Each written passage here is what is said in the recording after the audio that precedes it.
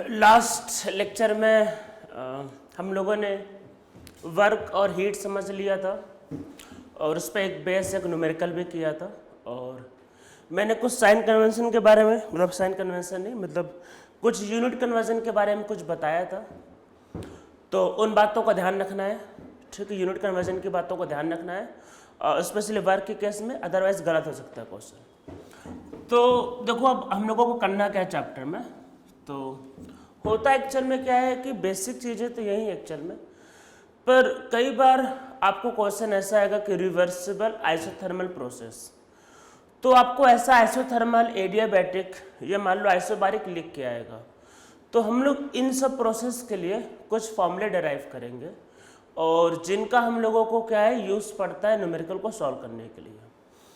तो हम लोगों को देखिए, हम लोगों के पास 4 टर्म है। कौन कौन से? Heat, work, change in internal energy और चेंज इन एंथैल्पी। आप बोलोगे सर एंथैल्पी तो बताया ही नहीं। अरे अभी पहला आइसोथर्मल करेंगे उसमें एंथैल्पी का यूज़ नहीं पड़ेगा, आगे जब करेंगे उसके बाद कुछ तो उसके पहले एंथैल्पी मतलब आ जाएगा। तो आइसोथर्मल में तो एंथैल्पी का यूज़ पड़ेगा ही नहीं, ठीक है। तो हम लोगों के पास यही 4 टर्म है, Q, W, delta E and delta H। तो हम लोगों को सारे प्रोसेस के लिए इन चारों को निकालना है। इन चारों को सबसे पहले स्टार्ट करेंगे आइसोथर्मल। इसमें 4 प्रोसेस में 2 प्रोसेस मतलब बड़े हैं या इंपॉर्टेंट है, जिस पे नॉर्मली क्वेश्चन आता है, आइसोथर्मल एंड एडियाबैटिक। तो सबसे पहले आइसोथर्मल से करेंगे। तो फर्स्ट प्रोसेस लिखते हैं आइसोथर्मल।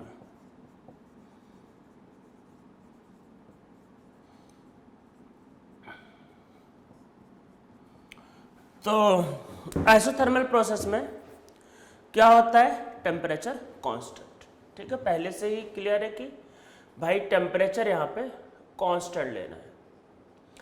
तो यहाँ पे डेल्टा T क्या होता है? 0, ठीक है। हम लोगों का जो भी सॉल्व करने जा रहे हैं ये आइडियल गैस के लिए सॉल्व करने जा रहे हैं। और मैंने जैसे बताया कि नॉर्मली आइडियल गैस पे क्वेश्चन आता है मोस्ट ऑफ द टाइम। तो जेईई मेन और नीट में तो आइडियल गैस पे ही सिर्फ आता है। सीईटी में 1-2 बार रियल गैस पे आ चुका है, पर वो भी जो क्वेश्चन आएगा वो सिंपल फॉर्मूले पे आएगा, मतलब जिसमें स्पेशल आइसोथर्मल का केस नहीं रहता, मतलब सिंपल फॉर्मूले पे एक्चुअल में। मतलब अगर आइसोथर्मल में आप लोग रियल गैस आ गए तब क्या करेंगे? तब भाई वो आपके लेवल पे सिलेबस में है ही नहीं और वो सॉल्व हो भी नहीं सकता, ठीक है। वैसा आएगा ही नहीं जब सिलेबस में ही नहीं है और हमारे लेवल के बाहर की बात है तो क्यों आएगा। तो हम लोग अभी आइडियल गैस का केस सॉल्व करने जा रहे हैं, वही आएगा। अगर रियल गैस पे केस आया तो सिंपल सा केस आता है, जो कोई स्पेशल केस नहीं आता, ठीक है। तो रियल गैस पे बेस एक क्वेश्चन में जब सारे प्रोसेस खत्म हो जाएंगे तो करवा दूंगा, जो एग्जाम में आ चुका है। मैं बता दूंगा वो क्या क्वेश्चन था। तो जब सारे मतलब चारों प्रोसेस हो जाएंगे तो मैं करवा दूंगा। अगर रियल गैस पे क्वेश्चन आया तो सिंपल क्वेश्चन आएगा, कोई स्पेशल केस आइसोथर्मल एडियाबैटिक नहीं आएगा। तो हम लोग जो भी सॉल्व करने जा रहे हैं ये किसके लिए सॉल्व करने जा रहे हैं? आइडियल गैस के लिए। जेईई मेन और नीट में तो सिर्फ आइडियल गैस ही आता है, इसके अलावा कुछ आता ही नहीं। तो स्टार्ट करते हैं फॉर आइडियल गैस।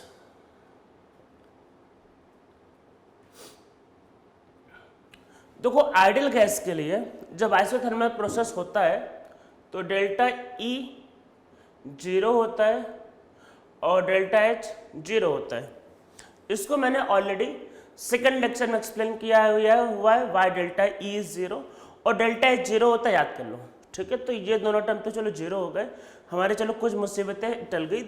अरे 4 टर्म निकाल लेते, Q, W, डेल्टा E और डेल्टा H, 2 तो निपट गए, अब 2 ही बचे। तो देखो फर्स्ट लॉ से क्या होता है? डी ई इक्वल टू क्या होता है? Q plus W.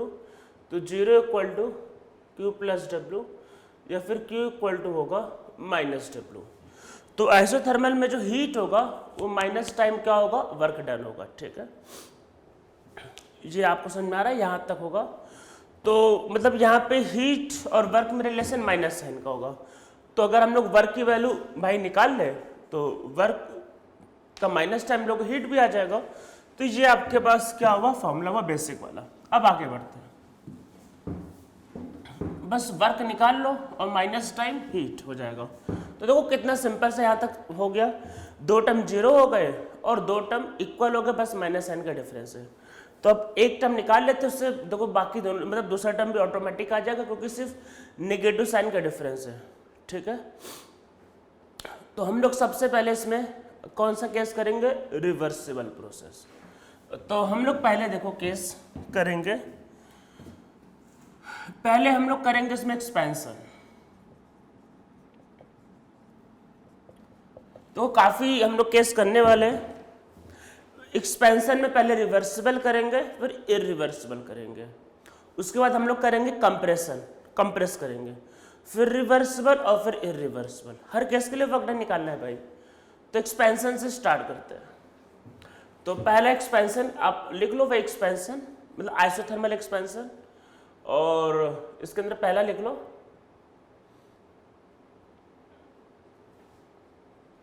Reversible process. ठीक है, रिवर्सिबल प्रोसेस का मतलब होता है वेरी स्लो प्रोसेस, जिसको एक्सपेंड होने में बहुत ज़्यादा टाइम लगता है। और रिवर्सिबल प्रोसेस के केस में मैंने बताया हुआ है कि हम लोग बाहर, वो जो नमक वाला केस था कि हमने बाहर सॉल्ट के पार्टिकल डालते, एक एक पार्टिकल उठा रहे थे।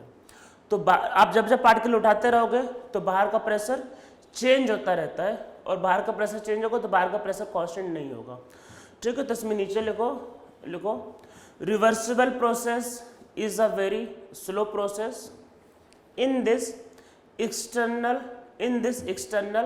pressure changes continuously,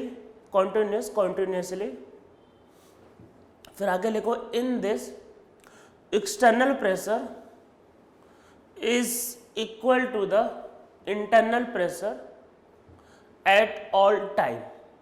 ऐसा आपका अपेयर होगा कि बाहर का प्रेशर और अंदर का प्रेशर इक्वल है। जैसे पार्टिकल उठाओगे थोड़ा एक्सपेंड कर जाएगा, फिर से बाहर और अंदर का सेम लगेगा, फिर पार्टिकल उठाओगे फिर एक्सपेंड करेगा, फिर से बाहर और अंदर का सेम लगेगा। बाकी वो डिटेल में समझना है तो रिवर्सल प्रोसेस का मेरा जो लेक्चर नंबर 2 है उसमें जाके देखो आप। ठीक है, तो अब रिवर्सल प्रोसेस में देखो क्या होगा। देखो वर्क का फॉर्मूला क्या था, माइनस पी एक्सटर्नल डीवी, यही तो था वर्क का formula. P external is not constant in the case of reversible process। तो वो कांस्टेंट नहीं तो बाहर नहीं आ पाएगा। तो देखो आपके पास क्या होगा, ये कंटेनर है,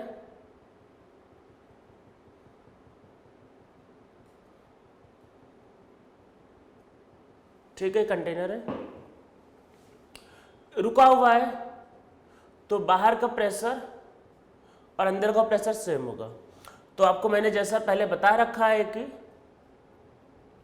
रिवर्सिबल के केस में P external is always equal to the P internal. ठीक है, अब देखो ये क्लोज है ये, ठीक है, तो क्लोज के केस में क्या हो सकता है, पी, अरे बाहर तो खुला है, अरे बाहर क्या है, बाहर तो खुला है, पूरी दुनिया है, वहां पे वॉल्यूम का कुछ अता पता ही नहीं, तो बाहर तो कुछ कर ही नहीं सकते, अंदर, ठीक है, अंदर वाला क्लोज है। तो पी वी इक्वल टू क्या होगा, एन आर टी, या फिर पी इक्वल टू क्या होगा, N R T by V. तो ये क्या है, ये पी इंटरनल, और पी इंटरनल किसके इक्वल है, पी एक्सटर्नल के। ठीक है, तो देखो बाहर का प्रेशर अंदर का प्रेशर के इक्वल, और अंदर आपका P V equal to N R T apply हो सकता है। हम लोग आइडियल गैस का केस ऑलरेडी, मतलब हम लोग किसका केस सॉल्व करें, आइडियल गैस का। ठीक है, तो आइडियल गैस का केस सॉल्व करें तो P equal to N R T by V, ऐसा हो सकता है, यहाँ पे रख देते हैं N R T by V D V. भाई एक्सपेंशन हो रहा है तो इनिशियल वॉल्यूम V1 और फाइनल वॉल्यूम V2। ठीक, एक्सपेंशन हो रहा है तो initial volume will be V1 and final volume will be V2। ठीक है, तो इसमें भाई V1 एंड V2 क्या, इनिशियल एंड फाइनल वॉल्यूम। ठीक है, ये आपके पास हुआ। क्लोज कंटेनर है तो मोल नहीं बदल सकता है, R इज कांस्टेंट, और हमने पहले से आइसोथर्मल लिया है, सो टेम्परेचर इज ऑल्सो कांस्टेंट। अरे पहले से ही हम लोगों ने आइसोथर्मल ले रखा है, टेम्परेचर कांस्टेंट है, तो वर्क क्या हो जाएगा, N R T, volume V1 से V2 dV बाई वी, अब माइनस है तो माइनस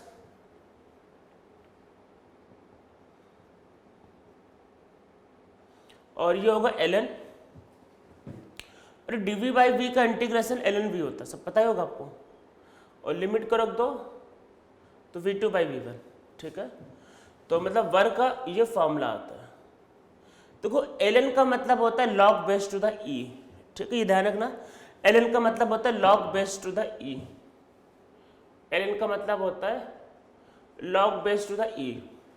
पर हम लोगों को जो लॉग टेबल मिलता है, शायद आप लोगों को पता होगा, वो लॉग बेस टू द 10 होता है। मतलब अगर सिर्फ लॉग लिखा है, अगर कहीं लॉग लिखा है तो लॉग का मतलब होता है लॉग बेस टू द 10, ठीक है। ई की वैल्यू होती है अप्रॉक्सीमेटली 2.7, अप्रॉक्सीमेट, ठीक है।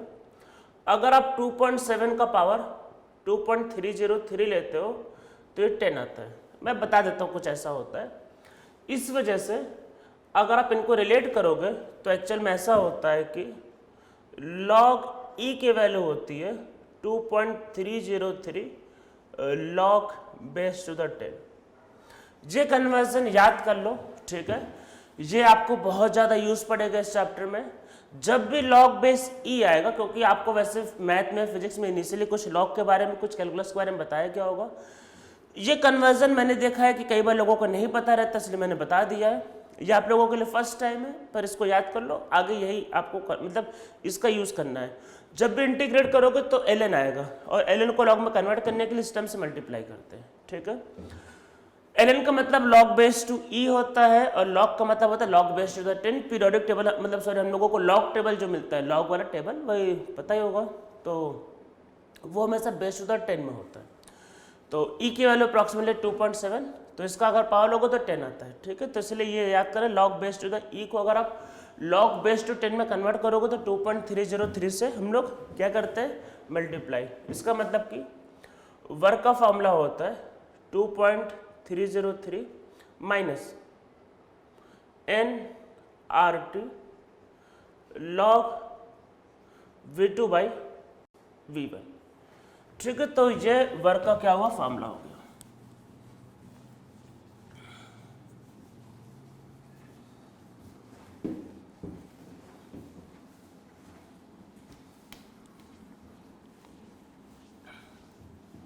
ये तो भाई चलो वर्क का फॉर्मूला आया। हीट इक्वल टू क्या था, माइनस W। तो W की वैल्यू को आप यहाँ पुट करो, तो ये क्या होगा, plus 2.303 NRT log V2 by V1, ठीक है। तो हमने इसको पुट किया तो 2.303 NRT log V2 by V1, ठीक है। ये इसकी वैल्यू हो गई। तो ये चलो वर्क की वैल्यू आ गई। अब इसके अलावा देखो और क्या हो सकता है। देखो जब टेम्परेचर कांस्टेंट है तो आपको पता ही होता है कि P1 V1 equal to P2 V2, और आइडियल गैस है ना, पहले से पता ही है। तो इसका मतलब V2 बाई V1 जो होगा वो होगा P1 बाई P2। तो इसको यहाँ और इसको यहाँ रिप्लेस करते हैं, ठीक है। तो जब रिप्लेस करेंगे तो Q का वैल्यू क्या होता है, 2.303 NRT log P1 by P2। कई बार आपको प्रेशर के टर्म में भी दिया रहेगा। ये जितने भी फॉर्मूले सारे आपको याद रखने हैं। आप या तो एक याद कर लो, बाकी सबको कन्वर्ट कर लेना, आपकी मर्जी, पर सारे याद रखने हैं। थर्मोडायनेमिक्स में जितना फॉर्मूला आप याद रखोगे उतना आप सेफ रहोगे, ठीक है। वैसे मैं रिकमेंड करूँगा सब याद कर लो। अरे मिलते जुलते कोई डिफिकल्टी थोड़ी ना होगी। इसको यहाँ रिप्लेस करते हैं और माइनस साइन को मैं अंदर भेज देता हूँ। तो W क्या होगा,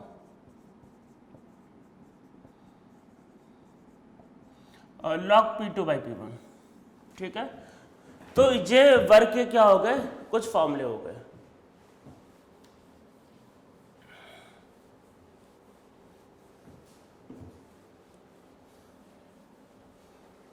ठीक है, तो ये वर्क के कुछ फॉर्मूले हो गए। अब हम लोग क्या करेंगे, इसमें एक ग्राफ प्लॉट करेंगे, फिर हम लोग आगे बढ़ते हैं। तो देखो क्या है ग्राफ। ग्राफ को ध्यान से देखना, तो क्योंकि अभी हम लोग ग्राफ काफी ढेर सारे अभी आगे प्लॉट करेंगे। ग्राफ इंपॉर्टेंट है, मतलब P वर्सेस V का कर्व प्लॉट कर रहे हैं, ठीक है। और किसके लिए, ऐसे थर्मल प्रोसेस के लिए। तो देखो ये y एक्सेस, ये x एक्सेस। वैसे जब आप कोऑर्डिनेट लिखते हो तो कोऑर्डिनेट में x, y लिखते हैं। मुझे पता है बात कि x, y लिखते हैं, कोई दिक्कत नहीं। पर ये P और V है, नॉर्मली केमिस्ट्री में या थर्मोडायनेमिक्स में या फिर हर जगह पे P, V लिखा रहता है। तो आप उसको लेके कंफ्यूज मत होना। ये y एक्सिस है तो उसको पहले लिखा रहता है नॉर्मली, तो कोई दिक्कत नहीं, आप चाहो v कॉमा पी कर दो या p कॉमा v करो, उससे कोई दिक्कत नहीं है, ठीक है। मुझे पता है x कॉमा y होता है, मुझे ये बात पता है, पर केमिस्ट्री में फिर बुक्स में कई बार p कॉमा v लिखा रहता है, तो मैं वही फॉलो कर रहा हूँ, आप कंफ्यूज मत होना। तो देखो क्या है कि इसका इनिशियल प्रेशर और वॉल्यूम P1 V1 और फाइनल प्रेशर और वॉल्यूम P2 V2, ठीक है। तो इनिशियल P1 V1 इसमें एक्सपैंड होता है, लॉग का कर्व है, कुछ कुछ ऐसा ही होता है, और फाइनल क्या होगा P2 V2। देखो एक्सपेंशन हो रहा है, एक्सपेंशन का वॉल्यूम देखो, पहले वॉल्यूम यहाँ था और वॉल्यूम देखो बढ़ गया, ठीक है, एक्सपेंशन हो रहा है। एक्सपेंशन होगा तो प्रेशर कम, तो पहले ज़्यादा तब कम हो गया, ठीक है। और area under the curve,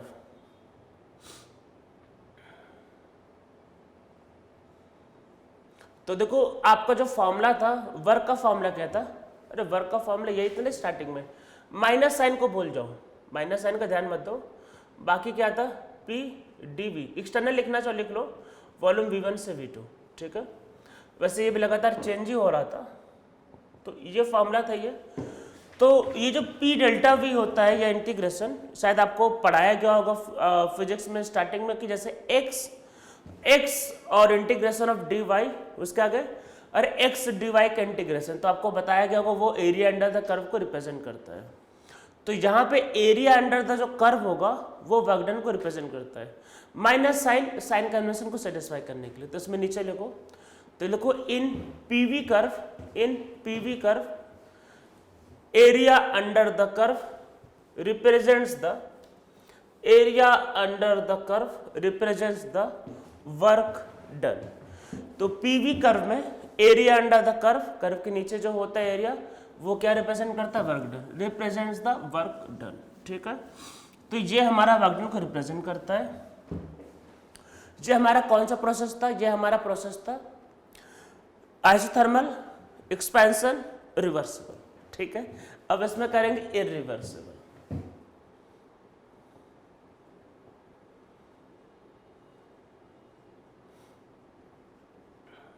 irreversible process मतलब प्रोसेस कुछ फिक्स नंबर ऑफ स्टेप में होगा, 1 स्टेप 2 स्टेप 3 स्टेप कुछ ऐसा होगा। तो एक काम करते हैं, तो मान लेते हैं ये आपके पास एक ब्लॉक है 1 kg का, ठीक है। मैंने इस ब्लॉक को हटाया, देखो समझो आपका अच्छा रुका हुआ है, तो स्टार्टिंग का प्रेशर P1 और वॉल्यूम V1, मतलब रुका हुआ है, तो ये प्रेशर P1 और बाहर का प्रेशर P1, ठीक है। हम लोग जैसे ही ब्लॉक को हटाएंगे तो उसके बाद एक्सपेंशन होगा। अच्छा जब ब्लॉक हट गया तो बाहर का प्रेशर, अरे भाई बाहर ब्लॉक था मैंने उठा लिया तो उसको बहुत रिलैक्स फील हुआ और वो एक्सपैंड कर रहा है। तो जब एक्सपैंड कर रहा है तो बाहर का प्रेशर चेंज हो चुका।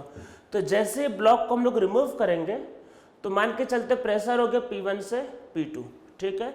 और जब वो एक्सपैंड कर रहा है तो देखो एक ही ब्लॉक था, हटा दिया, अब वो एक्सपैंड कर रहा है तो बाहर का प्रेशर कांस्टेंट और वो क्या है P2।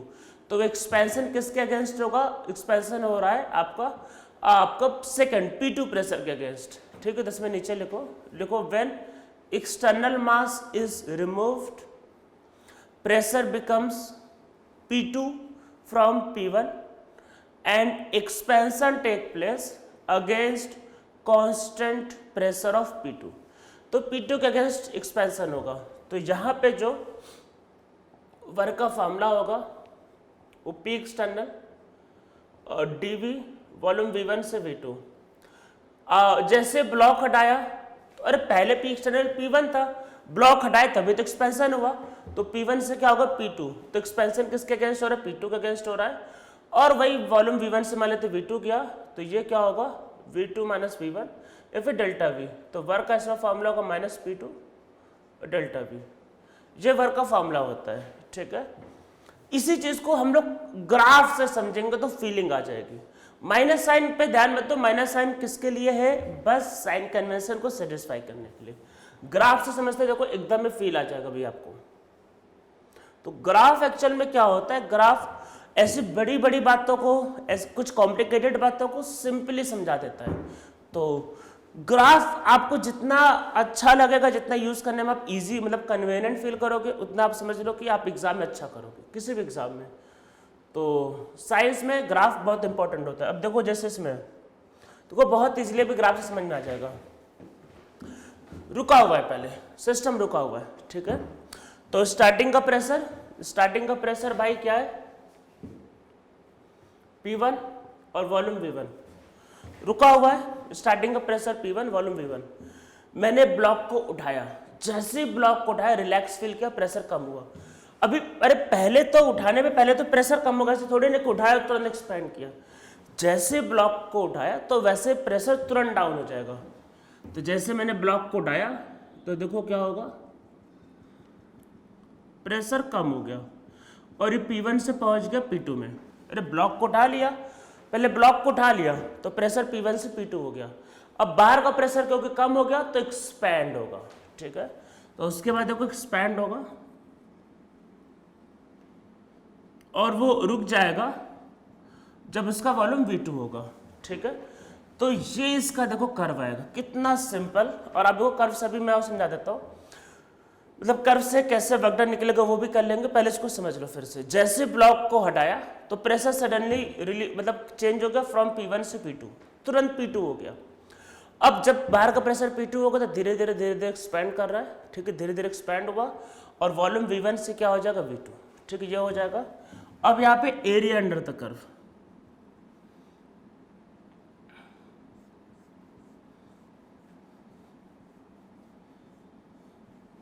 ठीक है, ये कर्व जो इसके नीचे का एरिया, ठीक है, यही तो वर्क डन होता है। और मेरे हिसाब से आप लोगों को एरिया अंडर द कर्व तो निकालना आता ही होगा, ठीक है, उसमें कोई दिक्कत है नहीं। तो क्या होगा, अरे यहाँ है तक है V1 और यहाँ तक है V2, तो डिफरेंस क्या होगा V2 माइनस V1, ठीक है, डिफरेंस V2 माइनस V1। और हाइट क्या है, हाइट तो P2 है। तो शायद आप लोगों को पता होगा ये रेक्टेंगल बन रहा है, रेक्टेंगल का एरिया क्या होता है, ब्रेथ P2 और लेंथ V2 माइनस V1। अरे यही तो, जहाँ तक V1 है यहाँ तक V2 है, V1 को माइनस कर दो तो भाई तो लेंथ इंटू ब्रेथ, तो को वही सेम आया। तो एरिया अंडर द कर्व यही होता है। तो समझ लो कितना सिंपल। तो कर्व से भी वही आपको आता है जो हमको नॉर्मली भी निकल रहा था। तो ऐसे हम लोग कर्व का भी यूज करेंगे कुछ चीज़ों को और समझने के लिए। तो अगर आपका क्या होता है वन स्टेप में होता है, वन स्टेप में मतलब होता है एक्सपेंशन, तो फिर आपके पास क्या होता है मतलब formula minus P2 V2 minus V1। हम लोग क्या करेंगे, नंबर ऑफ स्टेप अब बढ़ाएंगे। देखो ऐसे समझो, पहले मैं जो समझा रहा हूँ वो समझो। अगर आप किसी चीज़ को कंपेयर करना चाहते हो तो सबसे पहले बाहर का मास सेम लेना है। ऐसा नहीं कि कुछ भी रैंडम मास ले लिया, कुछ भी कंपेयर कर लिया। कंपेयर करने के लिए आप क्या करते हो, बाहर के मास को सेम लोगे। तो क्या करोगे, पहले बाहर 1 kg का मास लिया, फिर अभी हम लोग हाफ kg के 2 मास, टोटल मास 1 kg, फिर आगे 0.33 kg के 3 मास। या आप देखो ऐसा भी कोई रूल नहीं कि मास सेम लो, मास कम ज़्यादा कर सकते हो पर उसका कोई सेंस नहीं है। बस ये ध्यान रखना है कि जो टोटल मास होगा वो सेम होना चाहिए। मतलब पहले अगर 1 kg है तो 2 स्टेप में करोगे तो फिर भी 1 kg, 3 स्टेप में करोगे फिर से 1 kg, ठीक है। हम नंबर ऑफ स्टेप बढ़ाते जाएंगे और जब नंबर ऑफ स्टेप बहुत ज़्यादा हो जाएगा तो वो कहलाएगा रिवर्सिबल, और फिर लास्ट में इरिवर्सिबल और रिवर्सिबल का कंपैरिजन करेंगे। ये हम लोगों को करना है। 2 स्टेप में करेंगे तो आपको उसी से आइडिया लग जाएगा कि क्या करने वाले हैं। तो देखो क्या इरिवर्सिबल था, ये 1 स्टेप था, ठीक है, 1 स्टेप था। अब आगे कर लो 2 स्टेप।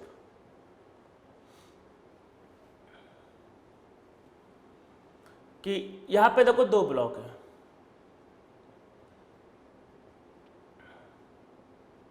मास सेम लेना जरूरी नहीं है पर टोटल मास इसका और पहले वाले का सेम होना चाहिए, तभी भाई कंपैरिजन होगा, ठीक है। ये तो देखो क्या होगा इसमें समझो। पहले रुका हुआ है बाहर का प्रेशर P1 और वॉल्यूम V1 है, प्रेशर P1 और वॉल्यूम V1।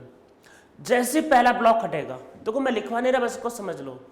जैसे पहला ब्लॉक हटेगा तो प्रेशर क्या हो जाएगा P1 से P2 और वॉल्यूम V1 ही रहेगा।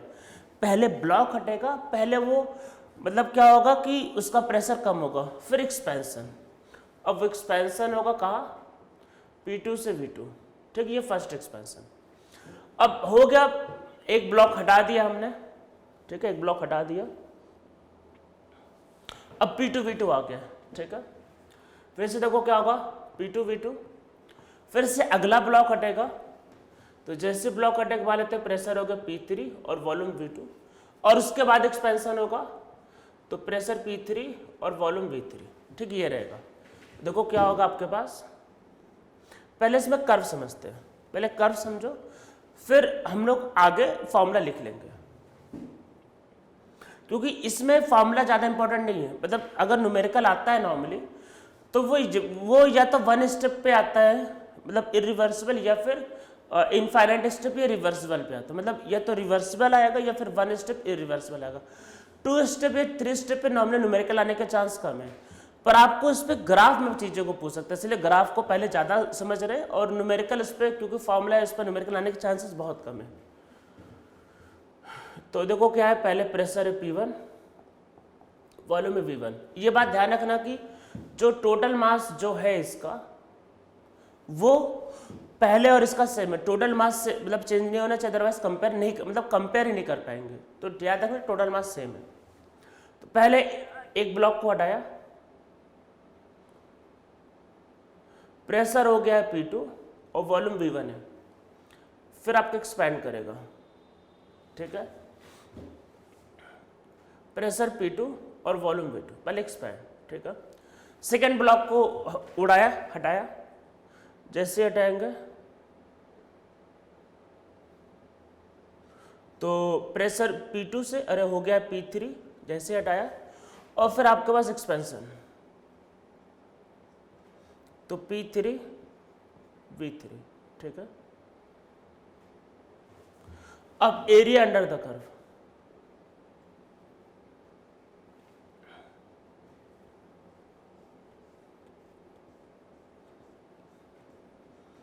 Area under the curve work done होता है, ठीक है। समझो लास्ट वाले में क्या हो रहा था, लास्ट वाले में प्रेशर सडनली यहाँ से यहाँ आ रहा था, प्रेशर सडनली यहाँ से यहाँ आ रहा था, और उसके बाद एक्सपैंड हो रहा था, ठीक है। लास्ट वाले में एक ही बार में हटा दिया था भाई। देखो टोटल जो चेंज है मैंने पहले से कहा था वो सेम है। तो लास्ट वाले में क्या होता, पिछले वाले जब वन स्टेप में करते, वन स्टेप में जैसे सडनली हटाया तो यहाँ से वो यहाँ आ रहा था और फिर एक्सपैंड कर रहा था, ठीक है। इस बार देखो पहले यहाँ से यहाँ, फिर ये और फिर ये, मतलब लास्ट वाला सिर्फ ऐसा था, और इस बार ये एरिया देखो बढ़ गया। तो इस बार क्या हुआ, area under the curve increase कर गया है, ठीक है। Area under the curve increase कर गया, इसका मतलब क्या हुआ, वर्क डन बढ़ गया है लास्ट बार के कंपैरिजन में, ठीक है। इस बात को ध्यान रखना, वर्क डन क्या है, बढ़ गया है, ठीक है। तो इसमें अब वैल्यू लिख लेते हैं। पहले देखो ये यहाँ वाला, तो पहले प्रेशर है P2 और V2 minus V1, minus sign में पूरा बाहर निकाल लेता हूँ, ठीक है। और सेकेंड टाइम क्या हो रहा है, फिर P3 और V3 माइनस V2, ठीक है। Area under the curve increase किया, ये इसमें सबसे ज़्यादा इंपॉर्टेंट बात है। बाकी फॉर्मूला तो ठीक है, वो पहले P2 फिर V2 माइनस V1 फिर P3 और V3 माइनस V2, इसका जो फाइनल है और पिछले वाले का फाइनल सेम है, ठीक है। कंपेयर तब कर पाएंगे जब initial and final condition same होगा, ठीक है। ये तो 2 स्टेप के लिए होगा। अगर आप इसको 3 स्टेप में करो, मान लो सपोज करते हैं अगर इसको 3 स्टेप में करते हैं, ठीक है, तो इसमें नीचे लिखो 3 स्टेप, 3 स्टेप में 3 स्टेप में करने जा रहे हैं। सिर्फ हम लोग ग्राफ को समझेंगे, फॉर्मूला आप लिख लेना, ठीक है। लिखो 3 स्टेप, देखो 3 स्टेप में क्या होगा,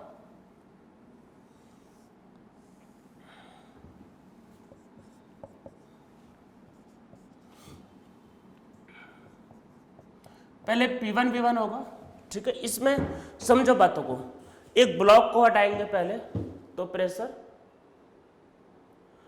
P2 हो जाएगा और वॉल्यूम V1 रहेगा, फिर एक्सपैंड होगा P2 V2, फिर आपके पास प्रेशर P3 और वॉल्यूम V2 ही रहेगा, फिर एक्सपैंड करेगा तो P3 V3, फिर इस ब्लॉक को हटाया तो प्रेशर P4 वॉल्यूम V3, और फिर से एक्सपैंड करेगा तो P4 और V4, ठीक है। तो ये कुछ इस तरीके से कर्व आएगा।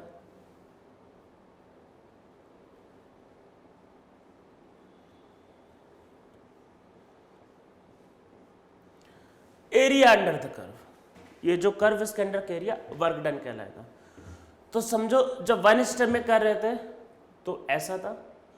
इनिशियल और फाइनल सेम में ध्यान रखना, पहले 1 kg हटा रहे थे, फिर ½ kg 2 और 0.33 kg के 3, सब सेम होना चाहिए। पहला ऐसा था, 2 स्टेप में किया तो ऐसा, देखो 3 स्टेप में ऐसा। तो अब देखो नंबर ऑफ स्टेप बढ़ रहा है तो एरिया अंडर द कर्व बढ़ रहा है।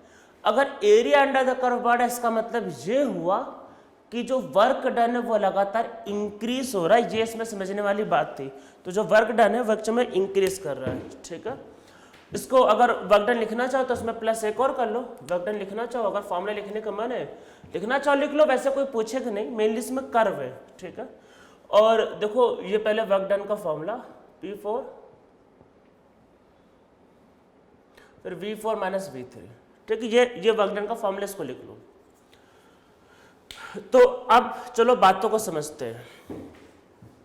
जैसे जैसे नंबर ऑफ स्टेप बढ़ रहा है, एरिया अंडर द कर्व बढ़ रहा है, वर्क डन बढ़ रहा है, मतलब वर्क जो रहा बढ़ रहा है।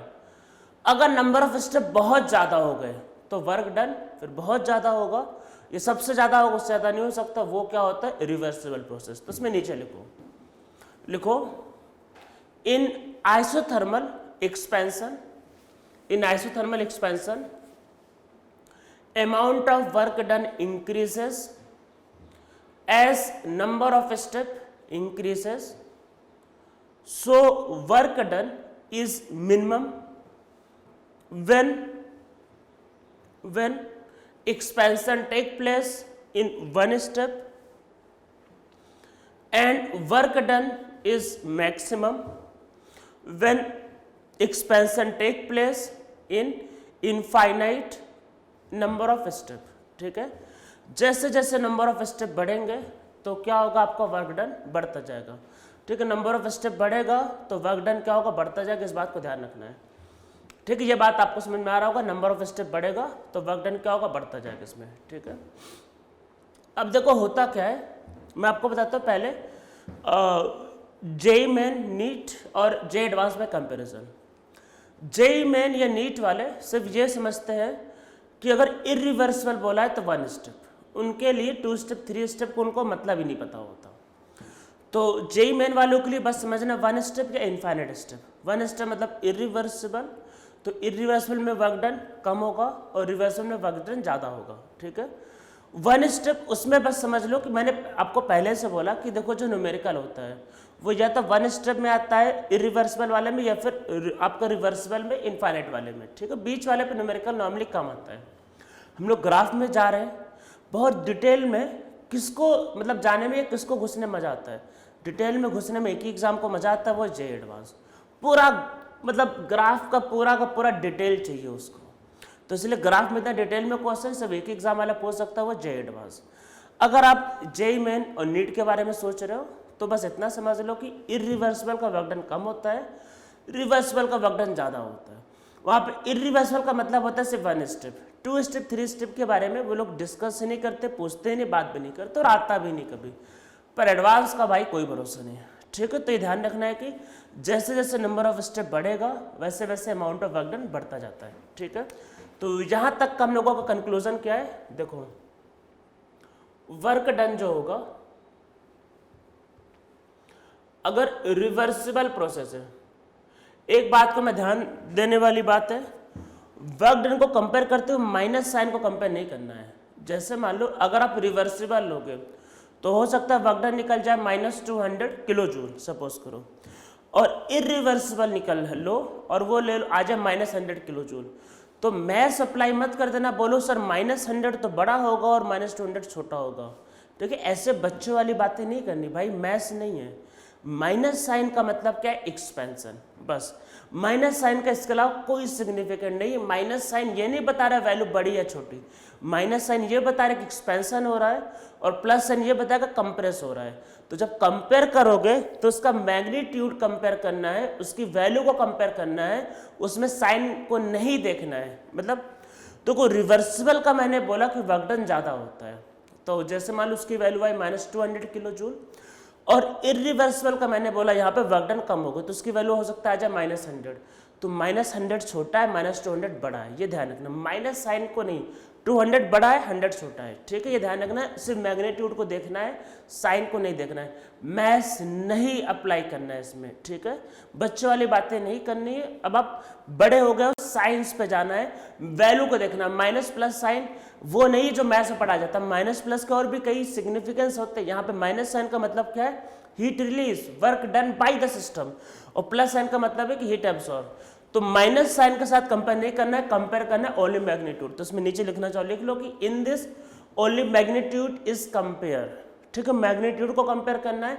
माइनस साइन तो बस ये बताता है कि एक्सपेंशन हो रहा है, ठीक है। तो रिवर्सिबल वाले की क्या होगा, जो वर्क होगा ये मैक्स होगा, ठीक है, और जो वर्क होगा इरिवर्सिबल वालों के लिए वो मिनिमम होगा। जेई मेन और नीट के लिए इतना ही इंफॉर्मेशन बहुत है। एडवांस वाले के लिए बेटर है, आप या तो वैसे सबके लिए लिख लो ये वन स्टेप में होगा तो मिनिमम होगा। जैसे जैसे नंबर ऑफ स्टेप बढ़ाते जाओगे तो वर्क डन बढ़ता जाएगा। मैग्नीट्यूड कंपेयर करना है, साइन के साथ नहीं लेना है, ठीक है। वर्क निकाल रहे हैं आइसोथर्मल में डेल्टा ई और डेल्टा एच 0 था। क्यू निकालना होगा तो पता ही क्यू इक्वल टू क्या है, -W। W निकल गया है, क्यू निकाल लेना, ठीक है, तो कुछ दिक्कत नहीं, क्यू इक्वल टू होता है -W, ठीक है, तो याद रखना है। तो ये तो भाई था एक्सपेंशन का केस। अरे अभी तो हम लोगों ने आधा निपटाया है, भाई आधा बचा हुआ, ये तो एक्सपेंशन था सिर्फ। अब कंप्रेस कौन करेगा? कंप्रेस भी तो हम ही लोग करेंगे ना, कंप्रेस कौन करेगा? हम ही लोग करेंगे। तो अब आगे करते हैं कंप्रेशन। तो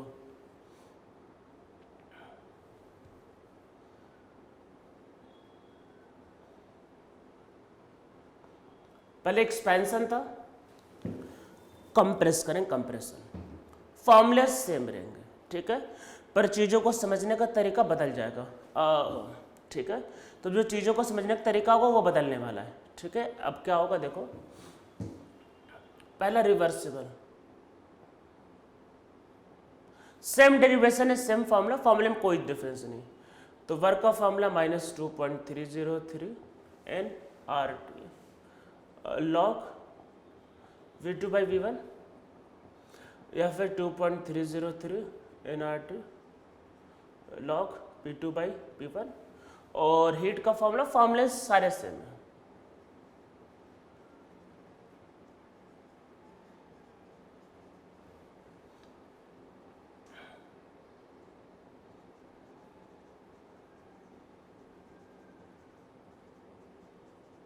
ठीक है, सारे फॉर्मूले। अब देखो बदलेगा क्या, कंप्रेस कर रहे हैं तो वॉल्यूम छोटा हो रहा है। तो देखो P वर्सेस V, ठीक है। तो देखो क्या होगा, इनिशियल ये यहाँ पे प्रेशर P1 और वॉल्यूम V1। इस बार क्या है भाई, प्रेशर इस बार कम है, ठीक है, और वॉल्यूम ज़्यादा। कंप्रेस कर रहे, दबा रहे, तो प्रेशर बढ़ाना है, वॉल्यूम घटाना है। तो ये इस बार पोजीशन बदल गया है, ये P2 V2। तो कुछ इस तरीके से आएंगे, ठीक है। और फिर एरिया अंडर द कर्व वही कहलाएगा, ये जो आपके पास लिखा, बस बदल गया है। पहले एक्सपेंशन हो रहा था, अब कंप्रेस हो रहा है, ठीक है। तो वॉल्यूम घटेगा, प्रेशर बढ़ेगा, ठीक है। तो ये इसका कर्व आएगा, ठीक है, इस तरीके से कर्व रहेगा। फॉर्मूले सेम है, एक्चुअल में फॉर्मूले में कोई डिफरेंस नहीं। देखो जब न्यूमेरिकल आता है तो फॉर्मूले मैंने बताई थी, फॉर्मूले बस इसमें दो याद कर लेना, एक रिवर्सिबल वाला वर्क का फॉर्मूला ये जो लिखा था अभी वो, और दूसरा इरिवर्सिबल वन स्टेप, ठीक है। न्यूमेरिकल आएगा उससे काम चल जाएगा, चाहे एक्सपेंशन हो चाहे कंप्रेशन हो, फॉर्मूले सेम होंगे। पर डिफरेंस क्या है, डिफरेंस वर्क के अमाउंट का होगा और डिफरेंस कुछ ग्राफ पे होगा। ग्राफ पे भी तो भाई क्वेश्चन आ सकता है, ऐसा थोड़ी ना कि न्यूमेरिकल आएगा, ठीक है। तो हम लोग इसमें समझते हैं, देखो फॉर्मूले सारे सेम है, तो हम लोग इसमें अब करते हैं इरिवर्सिबल।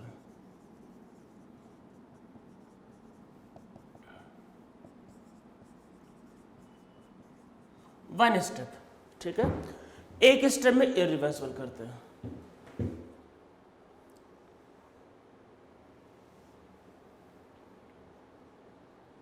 P वर्सेस V का कर्व करेंगे, वन स्टेप में करेंगे, ठीक है। पहले वो यहां पे था P1 और V1, ठीक है। अब देखो समझो क्या होगा इसमें,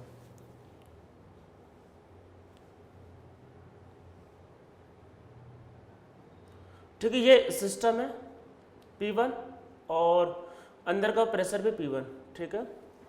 कंप्रेस करते वक्त देखो एक्सपेंशन में क्या होता है, ब्लॉक को हटाना होता है, कंप्रेस करते वक्त आपको ब्लॉक को रखना होगा, ठीक है। तो मैंने क्या किया, एक ब्लॉक जो है 1 kg का इसके ऊपर प्लेस कर दिया। जैसे ही प्लेस किया तो बाहर का प्रेशर बढ़ के P1 से हो गया P2, जैसे ही प्लेस का बाहर का प्रेशर हो गया P2, अब वे कंप्रेस हो रहा है।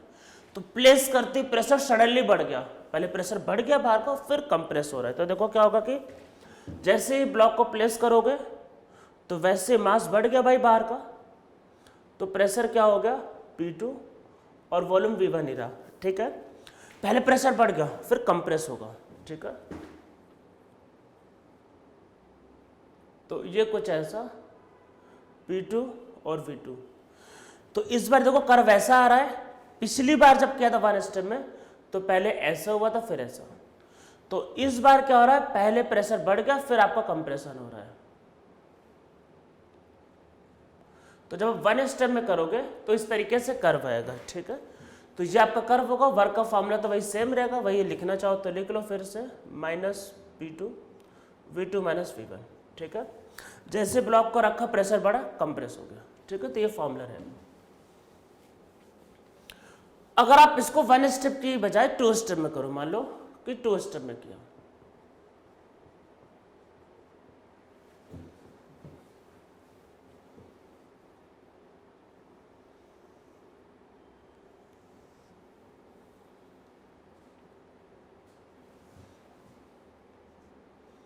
अगर मान लेते इसको 2 स्टेप में किया तो 1 kg का ब्लॉक की जगह हाफ kg के 2 ब्लॉक। तो पहले एक ब्लॉक रखा, ठीक है, प्रेशर बढ़ा कंप्रेस हुआ फिर रुक गया, फिर दूसरे ब्लॉक को रखा प्रेशर बढ़ा फिर कंप्रेस हुआ फिर रुक गया। तो ऐसा मतलब कि तो पहले यहाँ पे था P1 और V1, एक ब्लॉक को रखा प्रेशर बढ़ा P2 और वॉल्यूम V1, जो हुआ एक ब्लॉक को रखो प्रेशर P2 वॉल्यूम V1 और फिर कंप्रेस हुआ और प्रेशर P2 और वॉल्यूम V2, ठीक है।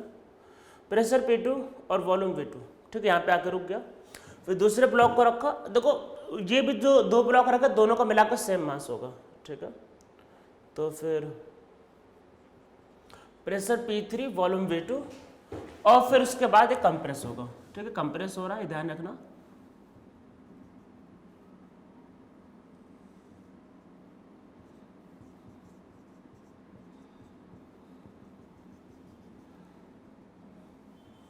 तो ये area under the curve work done होगा, ठीक है। अब समझो क्या हो रहा है, वन स्टेप में किया तो वर्क डन इतना आ रहा है, ज्यादा आ रहा है, ठीक है। मतलब वन स्टेप में देखो क्या हो रहा था, वन स्टेप के केस में ये यहां से यहां जाता था पहले और फिर कंप्रेस हो रहा था।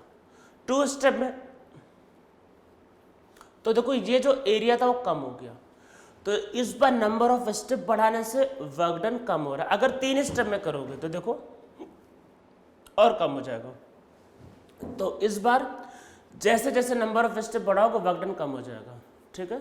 न्यूमेरिकल को भी सॉल्व करोगे वैसा ही रिजल्ट आएगा। मतलब जैसे अगर इस बार मान लो रिवर्सिबल में अगर इस बार 100 किलो जूल आया, इस बार वैल्यू पॉजिटिव आएगा ना, कंप्रेस हो रहा है, ठीक है, work done on the system positive. अगर रिवर्सिबल में वर्क डन 100 किलो जूल है तो हो सकता है वन स्टेप में वो 200 आ जाए, ठीक है। तो इस बार इरिवर्सिबल की वैल्यू ज़्यादा होगी। तो जैसे जैसे स्टेप बढ़ा रहे हैं वर्क डन कम होता जाएगा। जब नंबर ऑफ स्टेप बहुत ज़्यादा होंगे तो वर्क डन क्या होगा, मिनिमम होगा, ठीक है। तो अब नीचे लिखो सो इन केस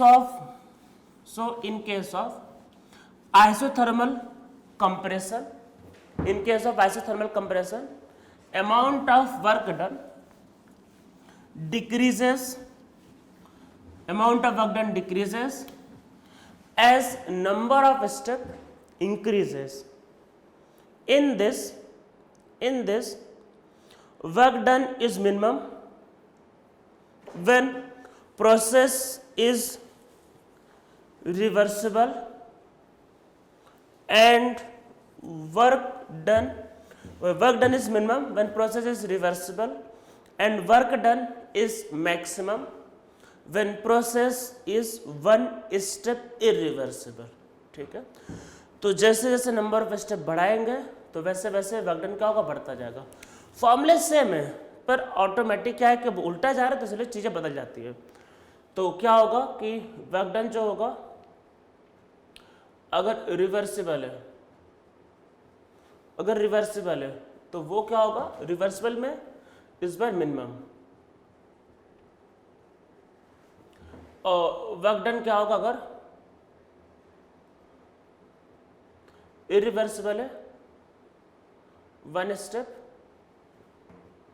तो ये मैक्सिमम होगा. ठीक है, इस बार जैसे जैसे नंबर ऑफ स्टेप बढ़ेंगे तो अमाउंट ऑफ वर्क डन क्या होगा, बढ़ता जाएगा. मतलब सॉरी, इस बार जैसे जैसे नंबर ऑफ स्टेप बढ़ेंगे अमाउंट ऑफ वर्क डन कम होता जाएगा. ठीक है, तो समझो क्या हुआ अभी तक, एक्सपेंशन कंप्रेशन. एक्सपेंशन के केस में जैसे जैसे नंबर ऑफ स्टेप बढ़ेंगे अमाउंट ऑफ वर्क डन बढ़ता जाता है. ठीक है, तो यहाँ पे वन स्टेप के केस में मिनिमम था और जब इनफाइनाइट स्टेप था, जब रिवर्सिबल था तो मैक्सिमम था. ठीक है, दूसरा कंप्रेशन, इस बार जैसे जैसे नंबर ऑफ स्टेप बढ़ाएंगे तो वर्क डन कम होता जाएगा. तो जब वन स्टेप था तो वर्क डन मैक्सिमम था और जब बहुत ज़्यादा स्टेप होगा तो वर्क डन मिनिमम. तो कंप्रेशन में स्टेप बढ़ाने से वर्क डन कम होता है, एक्सपेंशन में स्टेप बढ़ाने से वर्क डन बढ़ता है. ठीक है, तो ये हमारा पूरा आइसोथर्मल था, ये पूरा कर्व था, यही पूरे फॉर्मूले थे, हम लोगों ने सब कुछ कर लिया. अब हम लोग इस पर एक दो न्यूमेरिकल कर लेते हैं, हमारा आइसोथर्मल जो होगा वो खत्म हो जाएगा. ठीक है, तो एक दो न्यूमेरिकल चलो कर लेते हैं. इसमें एक बात ध्यान रखना है कि हम लोगों ने इसको फ्री एक्सपेंशन मतलब कि ब्लॉक को हटा दिया, पूरा आराम से एक्सपैंड हो रहा है वो. ठीक है, अगर कोई इसको बाहर से कंट्रोल करता है, मान लो हो सकता है कभी ऐसा जो बाहर से कोई कंट्रोल करे, तो ऐसे केस में हो सकता है फॉर्मूला सेटिस्फाई ना भी हो, मतलब ये रिलेशन सेटिस्फाई ना हो क्योंकि बाहर से कोई कंट्रोल कर रहा है. हम लोग इन बातों को समझने के लिए कुछ न्यूमेरिकल चलो करते हैं. ठीक है, तो इसमें लिखते हैं 3 मोल हीलियम गैस, वही आइडियल गैस मान लो, आइडियल गैस. ठीक है, नहीं मेंशन किया तो आप आइडियल गैस मान के चलोगे. Helium gas undergoes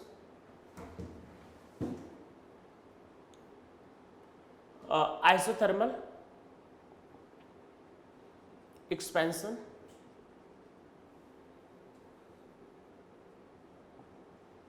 from 10 litre to 20 litre.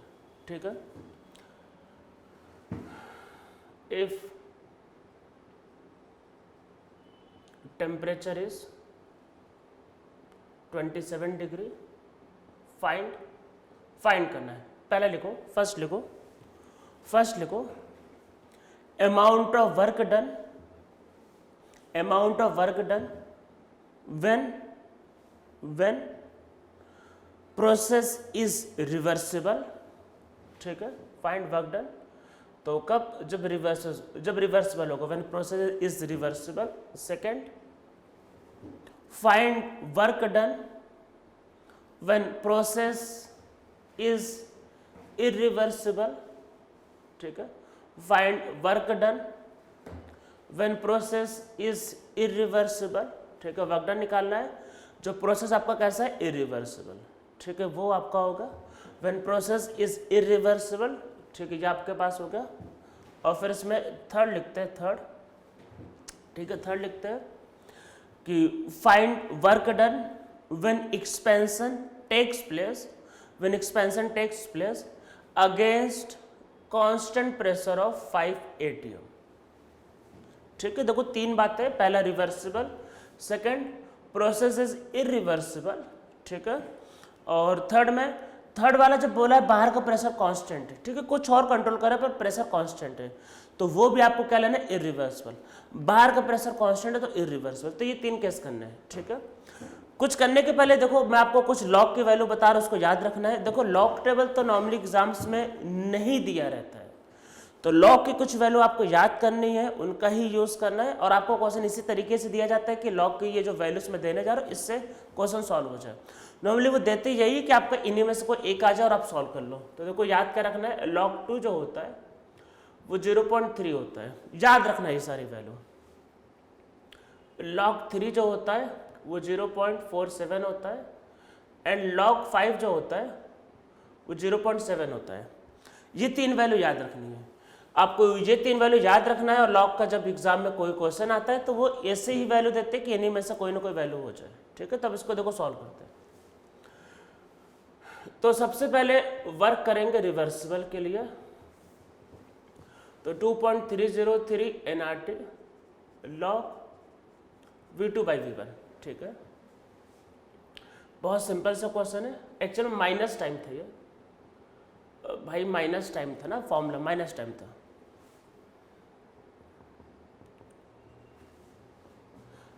मोल कितना गिवन है 3, आर की वैल्यू 25/3। अब तो जूल में हो रहा है ना, जूल में 8.31 या फिर 8.31 को आप लिख सकते हो 25/3। टेम्परेचर इज 300, फिर लॉग एक्सपेंशन हो रहा है 10 से 20, ठीक है। कट जाएगा तो ये 2.303 इंटू 25 इंटू 300, और लॉग 2 की वैल्यू तो अभी बताया 0.3, ठीक है। तो ये वैल्यू आएगी, मैं इसको एक्चुअल में मल्टीप्लाई करके देखता हूँ क्या आएगा ये।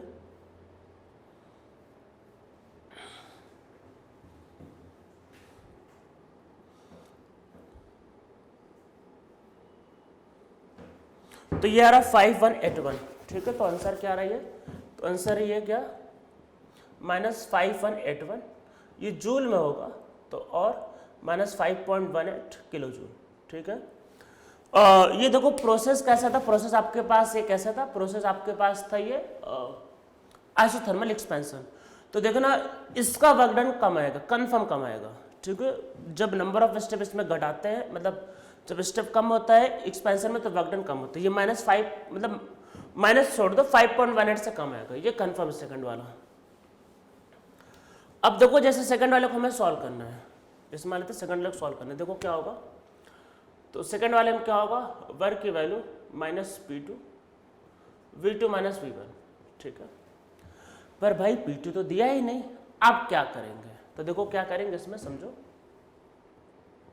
माइनस और अरे PV = nRT, तो जब प्रेशर 2 तो वॉल्यूम 2, टेम्परेचर तो कांस्टेंट है, टेम्परेचर तो कांस्टेंट है ये, तो इसलिए P2 क्या होगा nRT/V2। अरे टेम्परेचर तो कांस्टेंट है, तो आप इसकी जगह क्या लिख सकते हैं, इसकी जगह आ सकता है आपका nRT/V2 और V2 - V1, ठीक है। ये वैल्यू होगी, ठीक है। तो इसमें देखो क्या होगा, आपके पास मोल कितना है 3, आर की वैल्यू आप जूल में लेना चाहो ले लो, फिर आपका आंसर जूल में आ जाएगा, ठीक है। तो वो क्या होगा 25/3, टेम्परेचर 300, ठीक है। ये वॉल्यूम आप लीटर में लोगे तो वैसे भी लीटर में तो लीटर से लीटर कट जाएगा, सिर्फ जूल ही बचेगा एक्चुअल में, ठीक है। तो V2 फाइनल वॉल्यूम कितना है 20 लीटर, अरे फाइनल वॉल्यूम तो 20 लीटर है, ठीक है। तो ये तो आर की वैल्यू तो, और V2 - V1 20 - 10, तो ये कट जाएगा, तो -25 × 300, ये 10 से 10 कटेगा और बाई 2 होगा, ठीक है। तो ये क्या होगा, ये आपका आ रहा है 7500/2, तो देखो क्या है माइनस ये जूल या फिर -3.75 किलो जूल, ठीक है। तो ये देखो वैल्यू कम आएगी, ये हमको पहले से पता था कि वैल्यू डेफिनेटली कम आएगी, ठीक है। अब देखो लास्ट वाले में क्या है कि बाहर का प्रेशर क्या है कि आपको अलग से दिया हुआ है, तो वैसे केस में क्या है हम लोगों को क्वेश्चन थोड़ा अलग से करना पड़ेगा। तो देखो लास्ट वाले केस में क्या होगा समझते हैं। तो देखो लास्ट वाले केस में क्या है, देखो वर्क का जो फॉर्मूला होता है पहले समझो, फॉर्मूला का P एक्सटर्नल और V2 - V1। अब देखो मैं जो बताने जा रहा हूं उसको ध्यान से समझो। पी एक्सटर्नल होता है।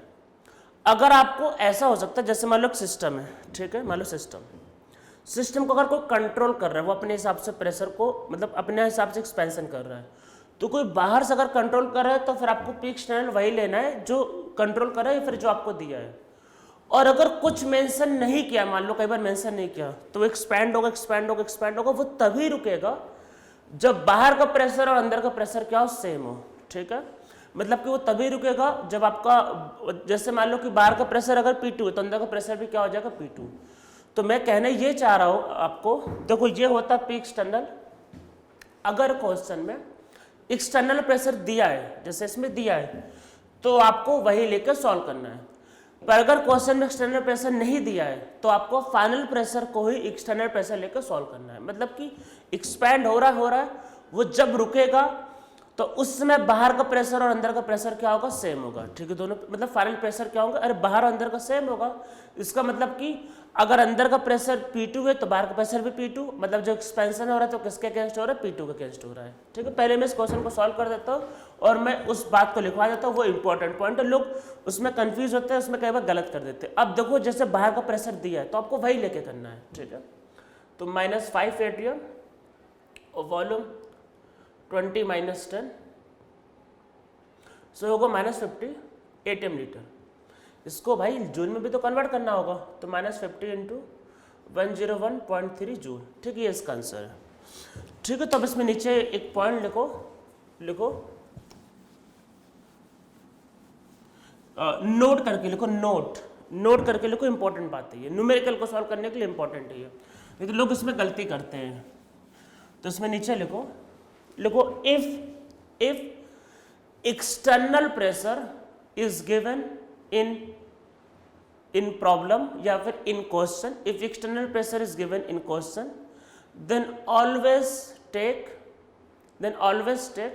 दैट एक्सटर्नल प्रेशर, ठीक है। तो आपको वही एक्सटर्नल प्रेशर लेना है जो आपको दिया है, तो ठीक है। इसमें फिर नेक्स्ट लाइन से लिखो if external pressure is not given in any मतलब if external pressure is not given in problem, if external pressure is not given in question या problem in question, then always take final pressure to be external pressure, then always take final pressure to be external pressure।